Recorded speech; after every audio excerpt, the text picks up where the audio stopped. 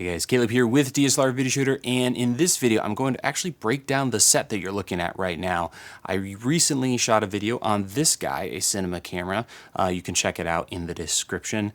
And while I was filming this, I was like, you know what? I haven't done one of these videos where I just break down the setup. So let's go ahead and dive straight in. Let me set this beautiful camera down. And I got the ZV-E1 setup here, and we're gonna walk through the setup. So let's start with the camera. So I'm gonna go ahead and stand up. We'll switch from my audio setup that we'll talk about here in a second to my lavalier. So the camera setup is one I'm gonna do a video on at some point. Let me jack up my ISO. And in short, it's an A7 IV with Cine backlight, a transmitter, and some audio stuff. But we're using the G Master 24-70, the original, and I've got it on the awesome Potato Jet tripod, which is fantastic. You should check it out if you haven't seen it already. So this setup we'll talk about in a future video at some point, but this is what I use. I can quickly switch between stills mode and shoot my thumbnails with this camera, or have it all rigged up for just tons of power. I can just leave this whole thing on forever, and it's great. Right next to it, I have my production monitor, which I really need to do a video on, but it's a Sumo 19 with a bunch of ridiculousness on the back to power everything on a rolling stand, because I'm calebpike and it has to be that way. And we've got the receiver that is connected to the camera's transmitter.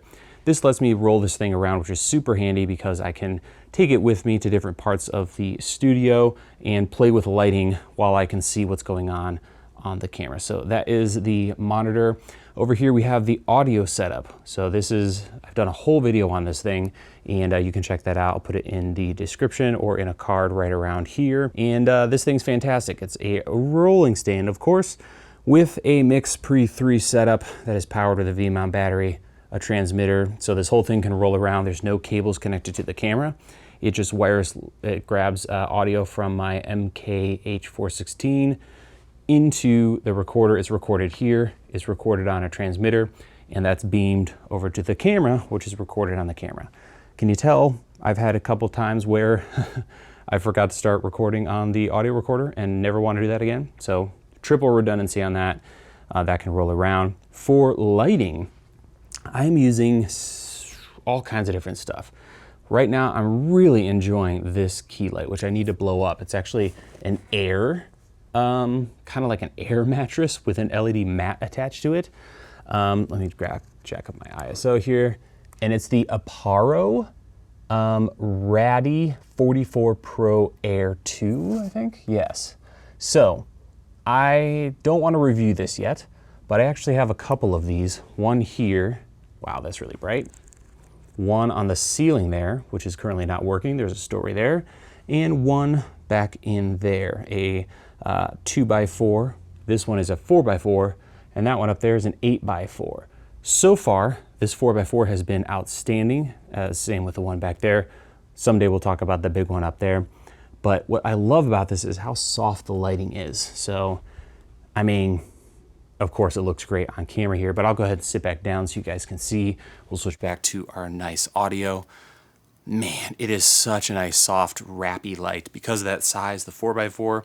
And I just love how easy it is. I've got it, again, on a rolling stand. So the whole thing can roll around the studio. It's just a great key light. I used to use softboxes, and that's such a budget way to go. They're fantastic with a Bowen style light. The one thing I don't like about that kind of setup is how bulky they are. To get a softbox that's this big, around 4 feet by 4 feet, you have to go with a giant softbox, and that thing is usually super deep and it's super bulky. This is great because you can roll it right up against a wall and you're not going to have any issues there. So really love this thing. Actually, I should check the mounting on the back. And to rig it up, I've got it again on that rolling stand with a 20-inch smaller grip arm going to the baby pin that connects everything together. So that's the key light.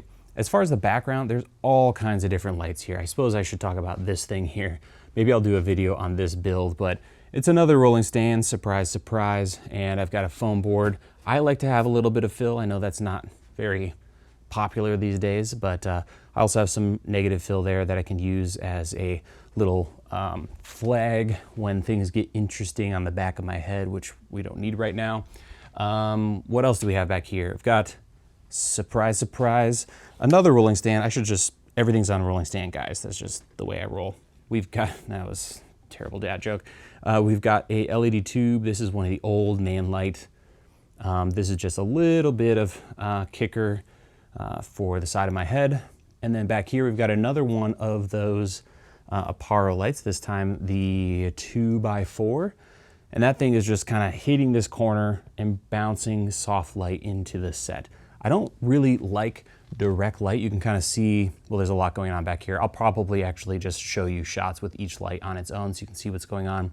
But it's just giving a general feel of the space.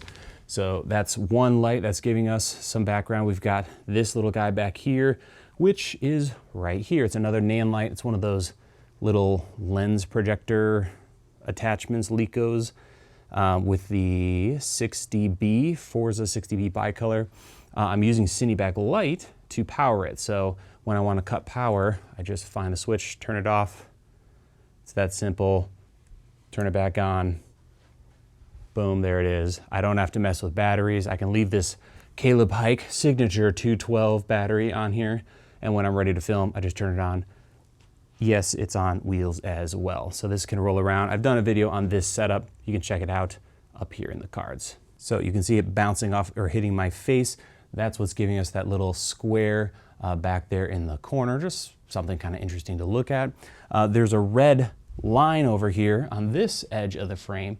That is coming from another light, the same exact setup. We got the same battery mount, custom cables that you can buy using our cable packs. Same thing, nothing really special there. Well, actually, it's pretty cool. On another rolling stand, same as the first. So that covers those two lights. Right here, we have a MC, Aperture MC, with the milk diffuser on it. Let me turn this down. And I have this I love this combo right now. This color combo where we have some blue, some red, and some like really pale green. I'm just digging that sci-fi kind of look.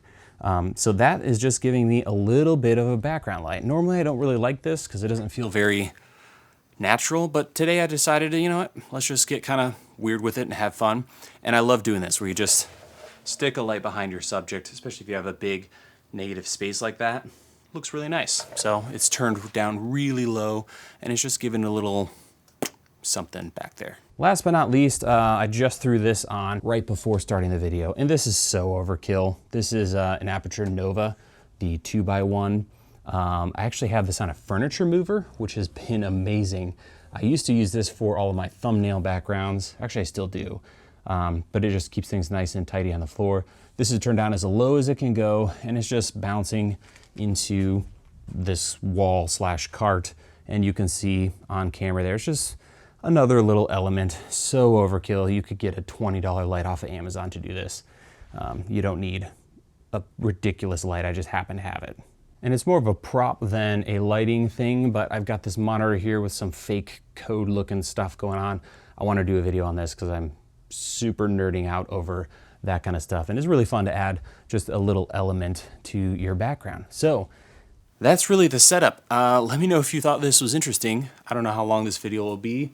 And I'll try to link to everything talked about in the description. And maybe we'll do more of these in the future. I used to have a set that it was fully built, ready to go all the time. I might go back to that someday. Whew, gonna take a second to breathe. I realize when I'm shooting stuff like this, it's a little more live, but I have the same way I speak on camera, which I usually edit, so I have these long breathing pauses in between. So yeah, I'm like running out of breath filming myself talking like this. I'd probably be a terrible vlogger. All that said, I'm really enjoying just mixing it up, filming, you know, different sets around this space.